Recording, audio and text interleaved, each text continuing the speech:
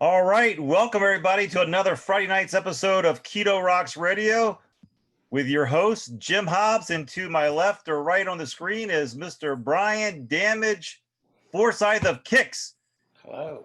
And we also got a special guest with us tonight, someone who has been doing keto for just 24 days, I believe. He'll tell us if I'm right or wrong, but Jeff Daugherty from the Christian Whistleblower Unindoctrinate Yourself YouTube channel. And if you haven't got a chance to catch his show, I highly recommend going to YouTube, look him up, subscribe to his channel, and join in on his late night in the Heartland that he does Monday through Fridays, 12 to 2 Eastern time. I don't know how that converts across the country, but you can figure it out. But anyway, Jeffrey Daugherty, welcome to the show. Hey, thank you. It's a great honor to be with you, Jim and Brian. And just a quick programming note, we're figuring out the late night show, but we're actually switched it to 10 p.m. till midnight Central Time. So it's 10 p.m. till midnight Central Time now, and it's really been working out great. I know I see you guys in there a lot. I appreciate you listening. I appreciate you being a part of our audience, and it's an honor and a privilege to be here and speak it to you guys and your great audience. Well, thank you. And so a lot of our audience may not know who you are, although I know a lot of people do. So you're real brief. Do you want to tell everybody your background and how you got to where you are? And then we'll go from there. Sure. I spent 20 years as a licensed minister in some of the largest Protestant organizations in the world. I was mainly an evangelist, but I did pastor a couple of churches. So I was 20 years as a full-time minister. And during that time, I saw what I identified as some cracks in the foundation of what I now call big time religion. And it led me to leave big time religion and follow a path that is now, more spiritually oriented rather than dogmatically oriented. And part of my mission is to shine the light into the dark corners of orthodoxy. And that's orthodoxy along not only just religious lines, but scientific lines, historical lines, and even trying to get people to learn how they can overcome fears and phobias and what I call create themselves and build a life that they'll love. So it's a long time. It's been over 40 years now from really both ends of the spiritual spectrum. And I'm not really trying to tell anybody what to do or teach anybody what to do. I try to give all the information, maybe the information that you don't get from other sources, so that when you do make a decision, you're able to make one based on the most information that could possibly be afforded to you. Well, one of the things I respect about you, Jeffrey, is the fact that you, on your show, you allow people with different opinions to be able to call in as long as they're respectful, to be able to voice those opinions. And I think that's so needed in a country that seems to be so divided, to be able to just talk through and get to what is the root of the root that we can connect with, which we all have a connection. And regardless of whether or not you've reached that point yet, you give people the opportunity to reach that point. So I tip my hat off to you and really do appreciate what you're doing out there on your channel. Well, I appreciate that, and it is very, very much needed. And even now, I'm hoping that we'll get more people that don't agree with me to call in. We'll get more people that think I'm crazy and think I'm wrong to call in. We've only had a few, and the conversations have been very, very interesting. They do get heated a little bit, but I find, and this is the reason why I want to do it, and this is what I think we really need to do as people, even if you come out of the box kind of high-tempered and hot about things, if you listen to what the other person's saying and they listen to what you're saying and you start going back and forth, it's amazing how many times you can get to sort of a synthesis between what they believe and what you believe. And sometimes you don't get your opinions changed. That synthesis doesn't occur. But what happens is you now understand some really good arguments against what you say that you know, and they understand some really good arguments against what they say that they know. And it really helps sharpen each one of us and helps us know that what we believe because we have good, solid evidentiary reasons to believe it, and not just because it was something that was told to us by other people. And that really is my goal. I'd love to see a return to dialectic discourse where people can come in with strong opinions and talk to other people that have strong opinions and go down and bounce ideas and go back and forth and come to either synthesis of new ideas or strengthening and at least intellectually justifying of the reasons that we have for doing the things that we do, and know that there are reasons and not just hand me down reasons. Right. And that's one of the things that Brian and I talk about all the time in regards to the keto diet and the carnivore diet. It goes against what most people have been taught by the so-called authority, the doctors, the medical profession. It's what you don't see on the food that you buy at your grocery stores that have heart healthy label of approval on there. So people who go on face value go on because somebody has a DR in front of their name or an MD. Really, they only thing those people have is they have spent a lot of money and went through a school that taught them exactly what they were told to push.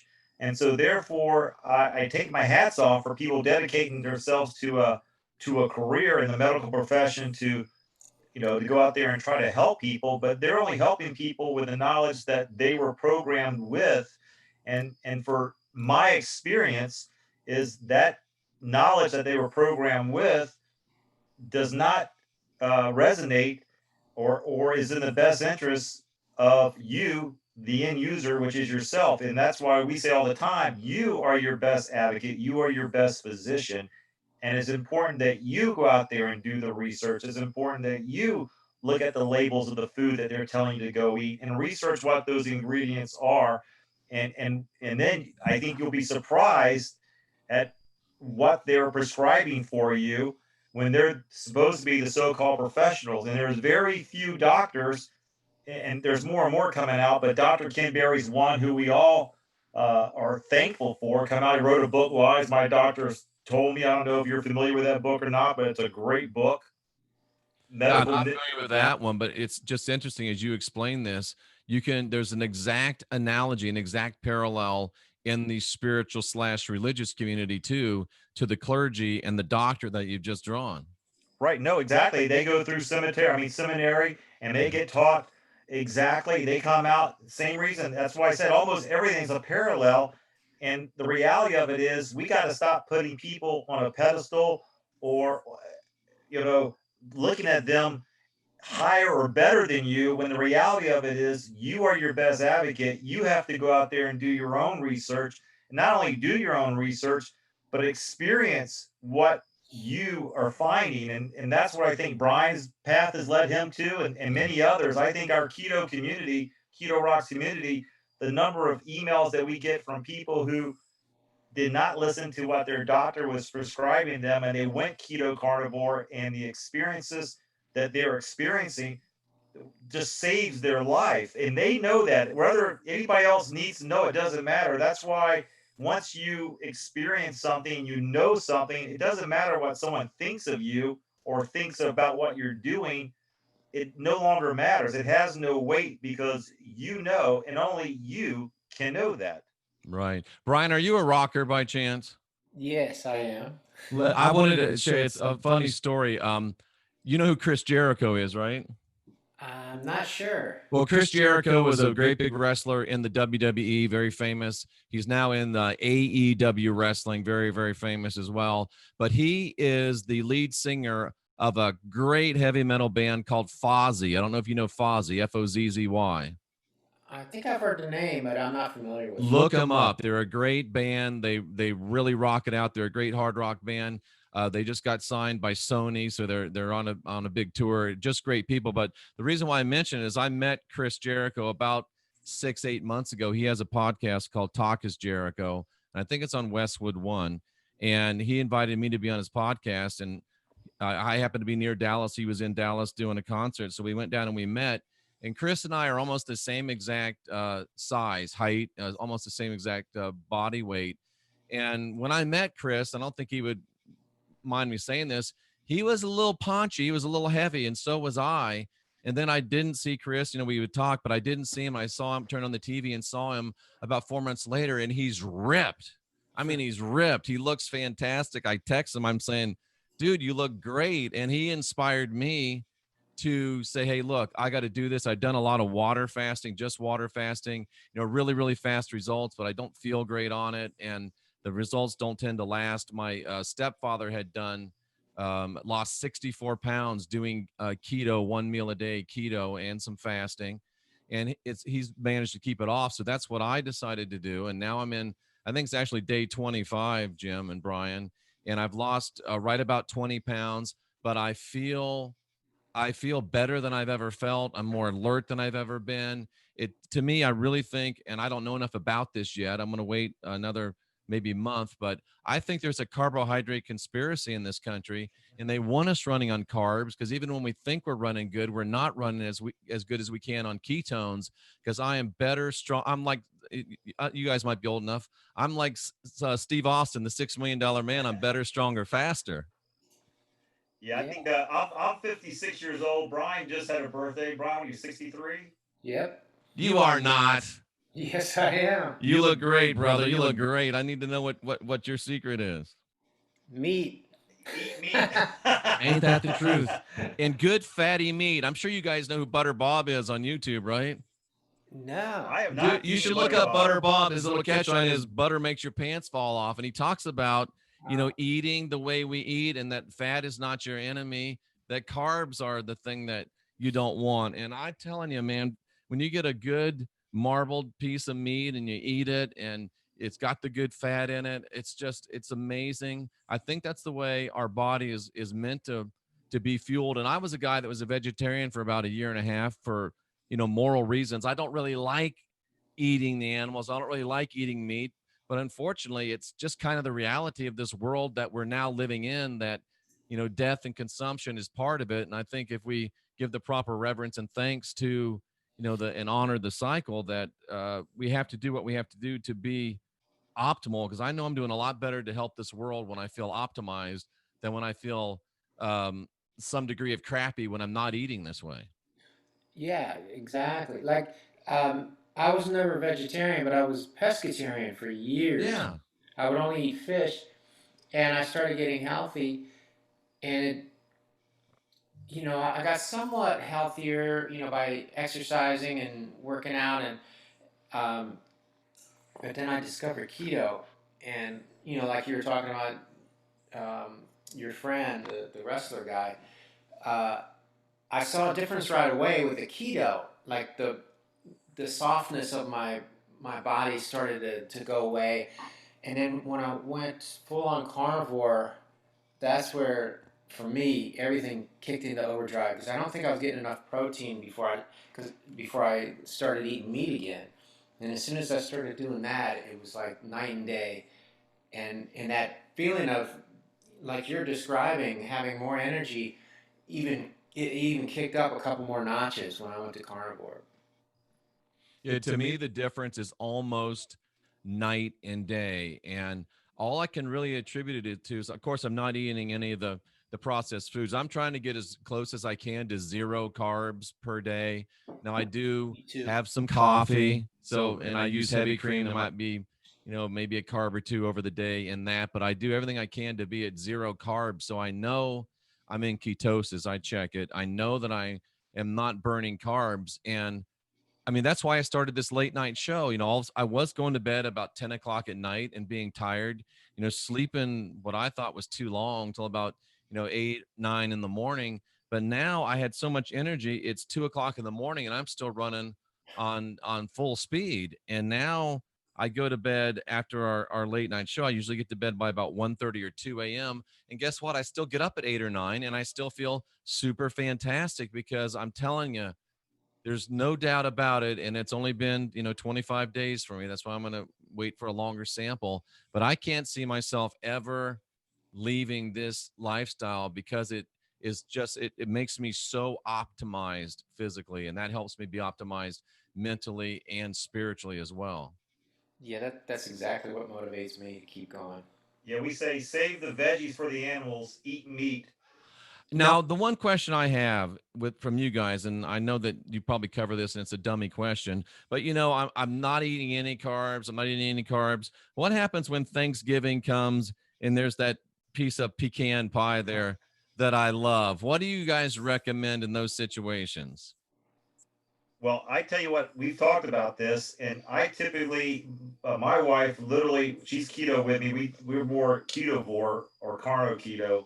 And you'll Um, have to explain that to me, the difference. well, it just, I would say 90% we eat meat. We just 90% eat very little greens or anything outside of just eating meat. That's pretty much our diet is Okay. meat, ribeyes, prime rib.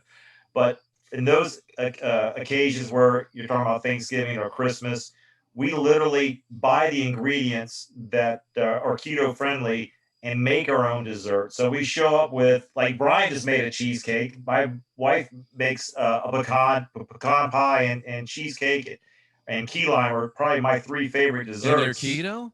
Yes, you can So make. you're what, around 25 grams or something in It's a not even slice? that. Yeah, I mean it's less than that. You can get the products that you can buy, the almond flour, the different ingredients you can buy to make a keto. I'll send you If the you guys recipe. don't send me an email for a link to those recipes, I'm going to hang up now and never talk to you again. Yeah, the I want cheesecake. to promise. You got it. The Thanks. cheesecake I made was I don't have it had basically zero carbs. It was just cream cheese, sour cream, like full fat cream cheese, sour Yeah. cream. I used pork panko for the crust with butter and just like cinnamon and nutmeg and vanilla to flavor it, and melted butter. So it was all, yeah. There was nothing that involved carbs in those ingredients. How did it taste, Ryan? Good. I still have like a quarter of it in the freezer, and it took everything I had to not pull it out tonight because I had some last night. That's the missing ingredient for me, because I do like sweets, and I would like to be able, a couple times a week if I can get a hold. I've been looking in some recipe books for, 2 or 3 really good go-to keto friendly desserts, and I think if I could find that, I can't see myself ever going back. I'm doing the old cliche thing. I just shop around the outside of the grocery store. I don't even go up and down the aisles anymore, because that's where all the bad stuff is. Yeah, there's a website you can go to called netrition.net, I believe, netrition.net or netrition.com, that you can buy any Okay. ingredients, including dark chocolate. Dark chocolate's my favorite. So Yep. you can buy keto chocolate chips and they taste Beautiful. Yep. So there is an answer for you.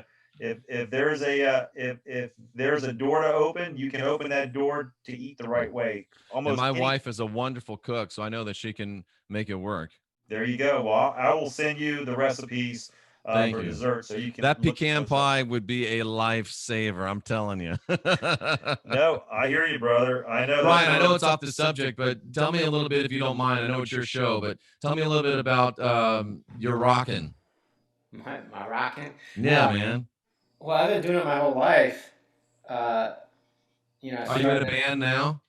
Yeah. I'm in the same band that I was in back in the 1980s. That's awesome. We actually started in the late 70s, and we're still going. There was a time in the mid 90s where it kind of dissolved, and then we brought it back together in 2003, and it's just been like, well, steady climb until this year. Now everything's Yeah. on hold, but yeah, we were we had a major record deal back in the 80s. We were on Atlantic Records and had a bunch of records out. We were on MTV and all that stuff, and now we're just sort of on, well, actually we're not on the label right now. Our last record was on an indie label, but we just do like fly dates. We have a booking agent, so we fly out, well, when we're working, we fly out on weekends and do Nice. a show or two, and then we fly back, so I'm home during the week. Like, so it's a lot easier. Like in the old days, it was nonstop, just like either in a van or a tour bus. Yeah, I saw Chris and them. They were in a tour bus, and that's got to get cozy after a while. Yeah, and we would leave for months at a time back in the old days, but now it's just for the weekend, and then we're back. Yeah. So it's a lot Well, easier. cool. now. Check out Chris Jericho and Fozzy when you get a chance, and if you want and you want to shoot me some of your some MP3s of your music, I'd be glad to use it on my show. Sure. Yeah. I'll send you a link, Jeff, on their documentary they just had, because what you guys sold over 7 million records. Kix has. 7 million? I don't Yeah, know. that's what it says on your documentary. Wow, Well, you're more famous than you know. if we did, I didn't see any of the money. We did have one official platinum album. The others Awesome. were up there, but not quite. That's a great accomplishment. It really is. Congratulations to you. So Jeff, you're from our era, so you grew up in the 80s, right? 70s, 80s. I was born in 1963. I'm 57 years old. Okay, yeah, you're right. So let me ask you a question before we end this. Mike Tyson or Roy Jones? You know, before Mike Tyson got, messed up with the girls and, got his head twisted, I don't think there's ever been a greater boxer than Mike Tyson when he had his head straight. What do you think now? You think his head's straight now? Oh, they're gonna fight. I think that Roy Jones. I know what you're talking about now. Roy Jones.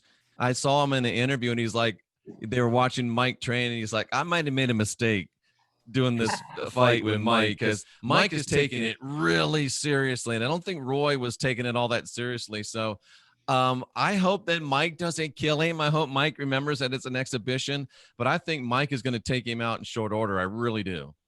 I agree with you. I think that will be the case too. He's looking pretty ripped for a man of his age. And Mike Tyson, I think he's just one of those guys. We've all met him where that switch flips and they just see nothing but red.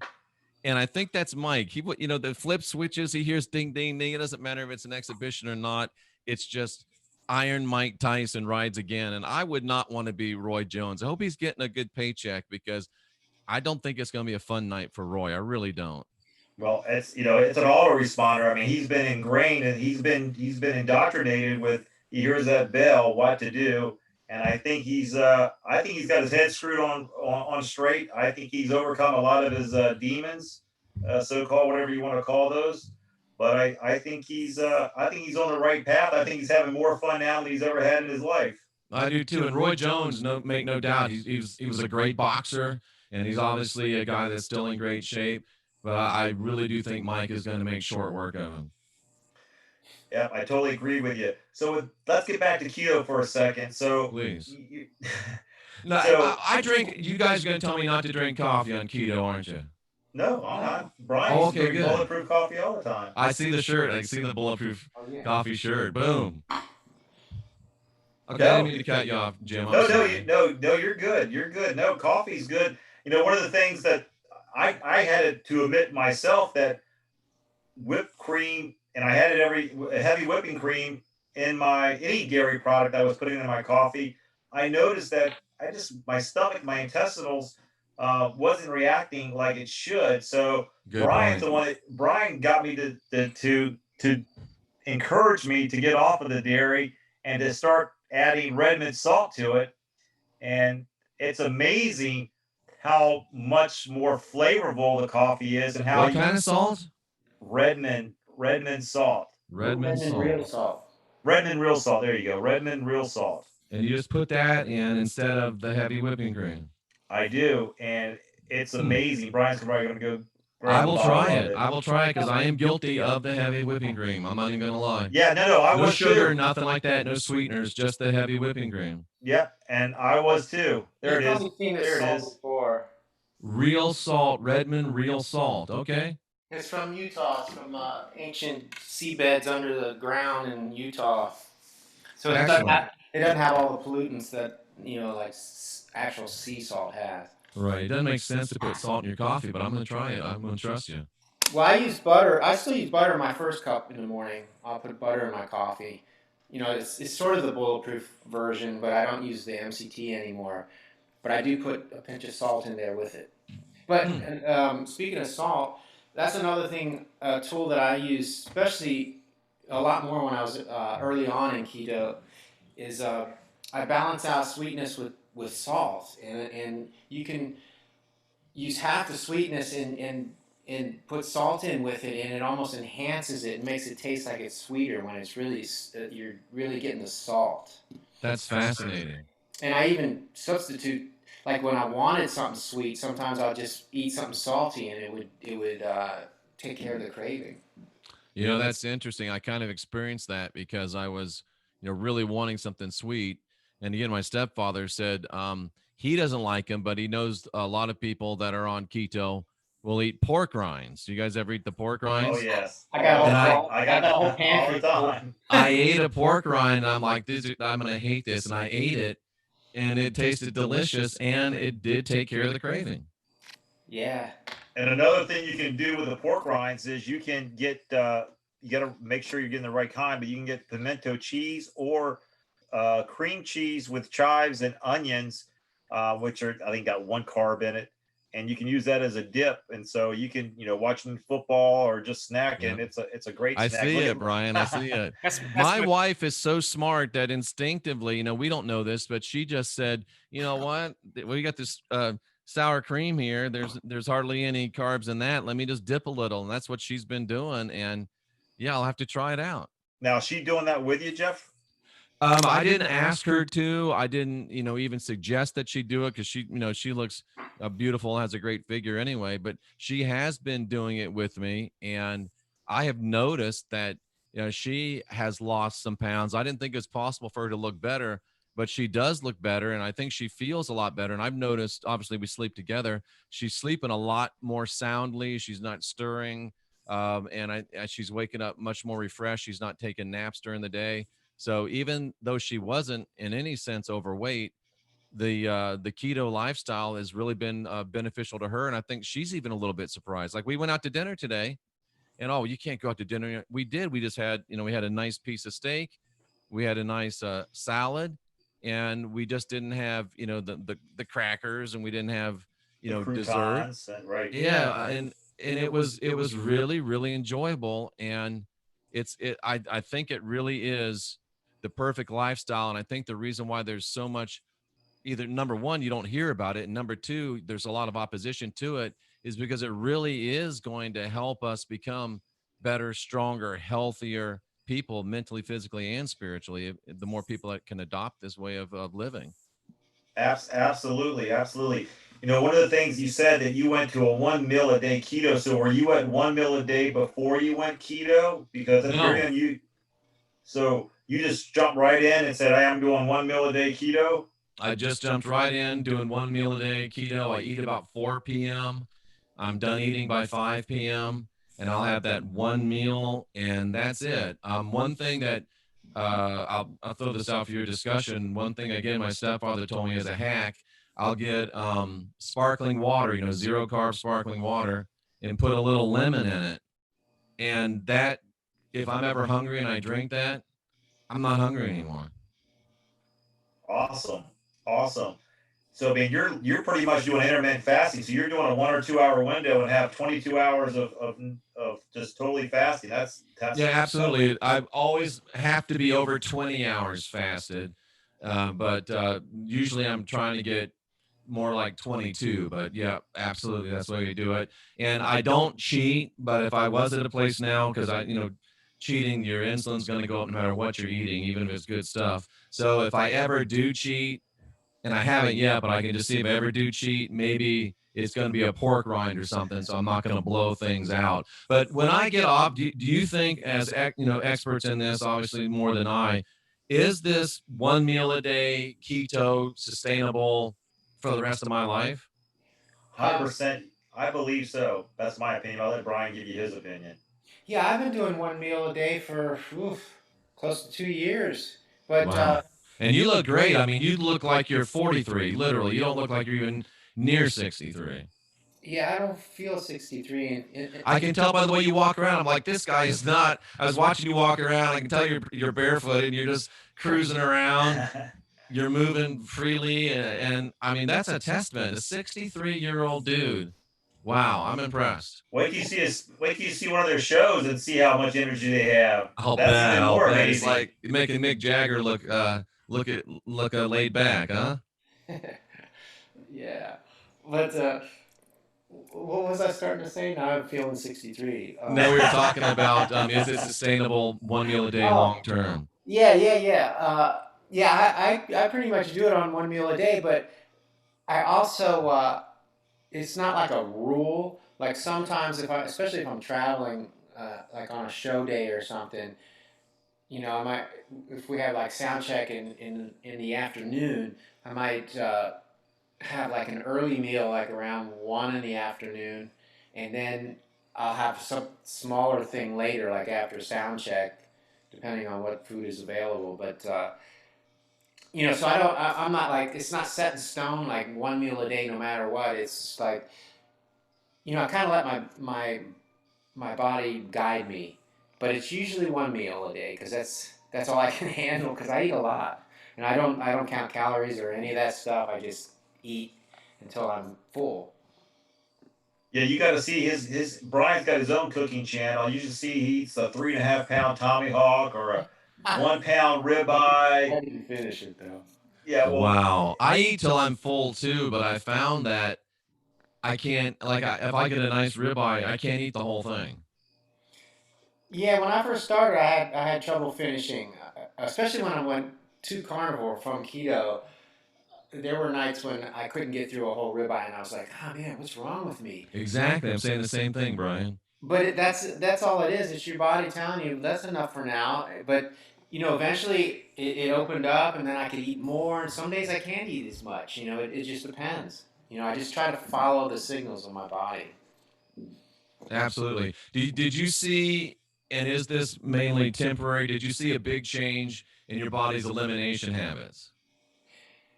Not really. Well, that was one of that's one of the things that caused me to go to keto. Not actually to carnivore. Maybe it was keto too, but gut issues. I've always had problems with that, and the frequency has not changed. It's like I go once a week, maybe. Really? That horrifies people, but I know. I've always See, I'm felt. used to like twice a day when I'm eating all the crap I eat. And now I'm down to like once every other day, and I'm still drinking a gallon of water every day. So my body's just adjusting. So I'm not getting worried about it. But in the back of my mind, I'm a little bit like, I don't know. Well, the thing, especially with carnivore, is you know, it all gets broken down in your stomach and then absorbed through in your small intestines. So there's not really much left after that. So you know, even if you were to go every day, you hardly anything would come out. I concur with that. That makes sense to me because that's what I've been experiencing. I'm like, I don't get it. But, and I think I even said it to Cynthia. I said, but I'm not eating a bunch of garbage. My body is actually using what I'm putting in it. Right, exactly. What do you think about that, Jim? no, I think it's absolutely correct. I concur with the way Brian explained that. It's like, you know, if you use good wood in your fireplace after the wood burns up, you're Exactly. gonna have very little ashes. If you use a bunch of crap like paper, cardboard, you're gonna have a lot more ashes left in your fireplace after the fire goes out. So same thing with your body. You know, the more crap you put in it, the more crap you're gonna have coming out. So when you put pure stuff in your body that your body can utilize, you're gonna have very little coming out on the other end.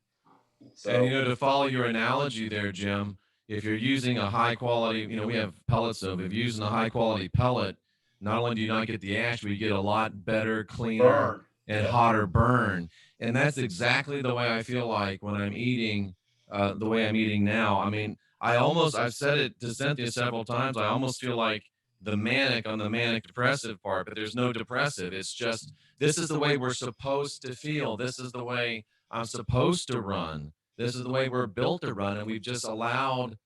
And I think it's a conspiracy, but I'm a conspiracy guy. I think they have gone out of their way to get us from eating like this and to get us slow and sluggish and more controllable. And once we go to this type of eating, we we really, there are no more limits. The only limits are what we place on ourselves. Absolutely. We talk about this all the time. You go into a grocery store, there's hardly ever a product that you can purchase off the shelf that doesn't have sugar or some type of toxic chemical or ingredient in that product. And there's a reason for that. There's no reason to have to put sugar in everything, but because it's one of the most addictive substance on the planet, even more addictive than heroin. People are addicted to sugar, and once they're addicted to sugar, you hear the excuses. People say, "Oh, I can never do that. I can never do keto because I can't do without my sugar." And the reality of it is, when they finally do take the plunge into the keto pool, it's amazing to them that they're able to do that. And the natural progression that we hear from people is, once they've gone keto, they're not hungry as much, and then being able to do intermittent fasting window becomes natural to them because they're just not hungry. They're not having to snack their way through the day because the sugar is going, I want more, I want more, I want more. The trigger's been taken away. Their trigger button has been removed. And now they truly are eating the way we were intended to eat, just like the cavemen did. Absolutely, and I think also, what was I going to say? I lost my train of thought. Oh, not only is sugar a drug, and you said it's more addictive than heroin, and the sugar actually affects the same part of our brain as narcotic addiction does. So we really are an addict to a substance that's not a natural substance. We don't think that we're a sugar addict, but we're a sugar addict just like the poor person on heroin or cocaine or any of those other things. Yeah, and that's why they put so much sugar in, kids' food to get them started early. So that, it's like the drug dealer; they get them addicted early, so they'll just eat more and more and more. It really, if you stop and think about it and look at it from maybe a 30,000-foot view, you can see that it's not an accident. It really is planned, and it's not planned by people that want the best for us. That's for sure. Nope, Yeah. it's a full circle. We talk about this all the time. Like Brian just said, they get you started in as a student. They get you on the school program. You're addicted to sugar, and it's even sad that we have these cancer treatment centers. Even the cancer treatment centers give their patients sugar, and sugar is terrible. It accelerates the growth of cancer. It's been proven over and over again, yet the cancer centers, which are there to help you overcome cancer, are giving you the exact opposite of what they should be giving you. And so I see. there's no reason for it. So you talk about full circle. So you got big pharma, you got the medical schools, and then it's even, and the sad part of it is, it's regulated where these doctors, and we've had some on our show, they get blackballed if they do not follow the protocol of the insurance companies, if they don't prescribe what they're supposed to prescribe. So they legally are legal drug pushers to keep you in that vicious cycle of being addicted to something that's not in your best interest. Hmm. It's absolutely tragic. So, but I'm glad, when more people stand up, like Dr. Ken Berry, he has stood up, him and his wife Nisha, and they've taken the heat, but they're raising their head, and they're saying, look, you tell your doctor that they're lying. Here's the proof. And they've written books and to give you the facts behind what the life that we're all living in the keto carnivore. But there's many more that are beginning to step up to the plate. And the reality of it is, the more people who are actually experiencing the results, like you are, Jeffrey, and others, it doesn't matter what their doctor says anymore, because they've experienced something that they never experienced when they were following the American diet, the pyramid, which is a scam as well.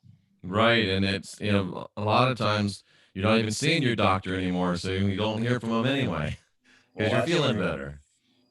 No, we were talking about that earlier today, Brian and I, where it's like, you don't really need to go to the doctor anymore, because you are your physician. You're eating your healthy, instead of having health insurance, your food is your fuel. That's your health insurance.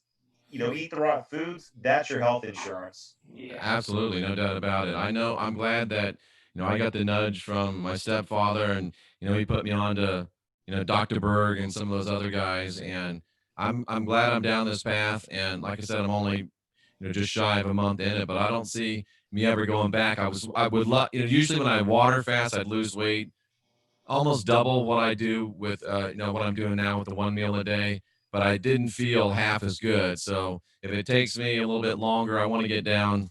I started at 234 and I'd really like to get under 190, but I know I'm going to be under 200 shortly. So if it takes me a little bit longer than I thought it was, and I feel twice as good than I expected to. It's all going to work out in the end. That's awesome. Hey, Jeff, I don't. Brian, you have any more questions? Um, have you had a chance to have your blood work done since you started this? Not since I started. I got my blood work done right before I started. So I'll do it. Again, it's been almost a month. I'm going to probably go 2 months, another month from now, and I'll get my blood work done again and see what it looks like. It was that part of the motivation to do this? No, it wasn't. What was part of the motivation was, number one, when I, met Chris Jericho and then saw how good Chris was looking. And, Chris he's younger than me. I think he's 42, 43, but and then I was starting to get all of these pains. All of a sudden, my knees were killing me just out of nowhere. My back is killing me out of nowhere. My elbows are killing me out of nowhere. And something just told me, you're getting too heavy. And since I have been on the keto, the 1 meal a day, and I'm just eating the meat, very little vegetables, I have not had one bit of pain. All of that pain went away. Today I twisted my back a little bit and I got a little bit of that pain back. But since I've been eating the right way and since I lost that 20 pounds, all of that pain has gone away. So that really was my motivators, was seeing Chris Jericho. And then my pants, I had this pair of pants I liked. I couldn't wear them. So I just said, enough is enough. And I can look in the mirror. I know I don't look good. And it's already been dramatic. Like my wife and people know me like, wow, you look great. And those are little things that keep you going. But more than looking great, I feel great. And that's what's going to keep me on it. That's Yeah. awesome. Well, this diet's anti-inflammatory, so that was probably some of it too. You were probably Absolutely. I didn't know that. You just hit a nail on the head. That's a great point, Brian. It is. I can tell that I don't have as much inflammation. Plus, I started again. I do polar plunge. So, the water just went under 57 degrees. It'll be down to actually like 20, 23 by the time, or I think 27 was the lowest I saw it. But I'll plunge into that for a minute and stay there every day. And that's also very good for anti-inflammatory as well. Yeah, we just had the doctor on earlier. She'll be on next week, and she said that's one of the best things you can do is the cold water therapy, the Wim Hof. Yeah, that's what I do. Yep, Wim Hof is amazing. This is my third year doing it. I've unfortunately I wanted to keep doing it even through the summer, but I had to buy a deep freeze, and because of this whole, silly COVID thing, I literally could not buy a deep freeze big enough for me to get into with water in it. So I had to miss out on the summer, but now I'm back with the water dipping below 57 is kind of the high end, but that's what officially begins I call it a cool plunge. So I'm not the cold plunge yet, but I concur with that doctor. She's 100% correct. Yeah, that's awesome. Well, Jeffrey, I can't thank you enough for taking time out of your busy schedule to join us tonight. And I think for those of you who watch and have been sitting on the fence wondering, should I do it or should I not? I think the results speak for themselves. You hear Jeffrey Daugherty talk about he's only been doing it for 24 days and the results he's already achieved. And Brian always challenges people to just give it 30 days and see how you feel after 30 days. But we were a betting a bunch. We would put all the chips in saying that in 30 days, if you truly stuck to being keto or carnivore, you're going to feel much better in those 30 days. It's changed my life, literally. And I don't say that loosely. It really has. Yeah, we say it's a lifestyle. People want to sit there and go, it's a diet. Oh, you're doing that keto diet. So no, it's a lifestyle. I will never go back to poisoning myself again and following what's been programmed in me over the years, the 50 some years I've been on this planet. I'm strictly being my own physician. I'm taking my health in my own hands, and I will use food as fuel and do everything I can to strengthen my temple. And I appreciate the motivation and the notes that I've scratched down. And Brian, you're definitely a motivation for the great longevity and quality of life that this can give to you. Not that you're old, but I mean you look 43 and you're 63, so you've helped. And I'm not too far behind. I'm only about 6 or 7 years behind. So people say, oh, how's it feel when you're getting towards the end of your life? I don't feel like I'm at the end of my life. I don't even know if I'm halfway yet, to be frank with you. And meeting Brian gives me much more motivation, and it serves to confirm my feelings that I'm just getting started. That's awesome. Well, it's been a pleasure to have you on our show. You're welcome to come back anytime. We'd love to have you back on to give everybody an update in regards to your blood work. Yeah, To when I'm see. done and I can, get on with the video and everything, we'll come back and we'll do a another show and talk about the results and see if I'm still wanting to do it, which I think I will. Yeah, that'll be cool. Sounds Gentlemen, I great. really appreciate it. Brian, pleasure to meet you. Jim, pleasure to meet you. And we'll definitely do this again. It was a great time being here. Well, thanks for joining us, and we'll have a great evening, and we'll see you around the corner. All right, gentlemen. Thanks again. I really appreciate it. All right, take care. Bye-bye. All right, everybody. That's another person who's gone keto and has had a life-changing experience. What's it going to take for you to go ahead and jump into the keto carnivore pool and just see if life could be better for you? That's the question you need to be asking yourself. If life could be better for you, if life could be easier for you, what's keeping you from doing it? That's a good question. Because Yeah, and like he says, I did it. It wasn't for weight loss purposes because I wasn't overweight, but he just talked about it, how much better he feels all the way around, and that's why I did it. yeah, I think people, look at it sometimes and when they're contemplating, they're looking at it as a diet, they're looking at it as a way to lose weight. And absolutely, I think you will lose weight. But I think more importantly, as Brian has always said, health reason wise, the inflammation goes down. So you have those aches and pains. And that's one of the things that's funny. He's talking about his knees. I said that to Peggy just the other day. I said, you know what? I haven't, my knees, I used to have chronic knee pain. For the last year, my knee pains, nothing hurts. It's just gone. Yeah. It's just gone. I've done nothing different. The only, so the fact that you can eat your way to a better life sounds like, yeah, sure you can. But the reality is you can. And it's nothing stopping you but you. If you're going to listen to somebody else tell you what to do for your life, but yet they're not living your life, you need to rethink and look in the mirror, because the one you're staring back at you, that's the one that you need to be listening to, and the one that you need to be putting in the best position to be able to have a better, healthier life. And you see Brian, you see the many people who come on here have a better life. You heard Jeffrey, 24 days, and he's already down 20 pounds. He's feeling much better. I mean, what does it take for you to go ahead and go, you know what? When am I going to start living this lifestyle? Yeah, and also, a lot of the things I've discovered along the way, they were like I didn't realize things were bothering me until they went away, and it was like, oh wow, like I never realized, like I just thought that's the way I was supposed to feel until it went away, and I was like, wow, that feels much better. No, and that's true. And for whatever reason in this country, we believe once you get to a certain age, you're supposed to start to have aches and pains, and people Right. tell you, oh, that's just part of getting old. And I totally concur with what Jeffrey said in regards to Brian. Brian, you don't look 63. You do look like you're in your 40s. You look like you're energetic. You look healthy.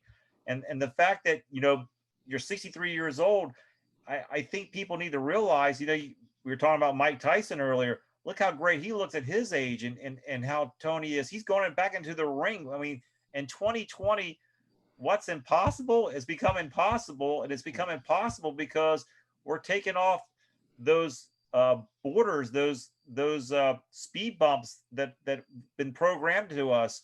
The fact that, oh, when you turn 60, you're just going to have aches and pains. Just deal with it. But it doesn't have to be that way. Right. And so I really think it's a great. I really think it's been it's a great lifestyle. And like we said, we got so many people like Bernie and Sherry from last week who shared the life-changing experience of what keto's done for them. And man, I get so inspired by those individuals. And like Brian always says, your life lived out is a testament that it works. And so people will start coming to you and going, man, what are you doing? And all you got to do is share it with them. You got to do it yourself first, and then share it when people are asking, man, what are you doing, Brian? What are you doing to look this great at 63? And then you share it with them and let them experience it too. Because this is not meant to be kept a secret by no means.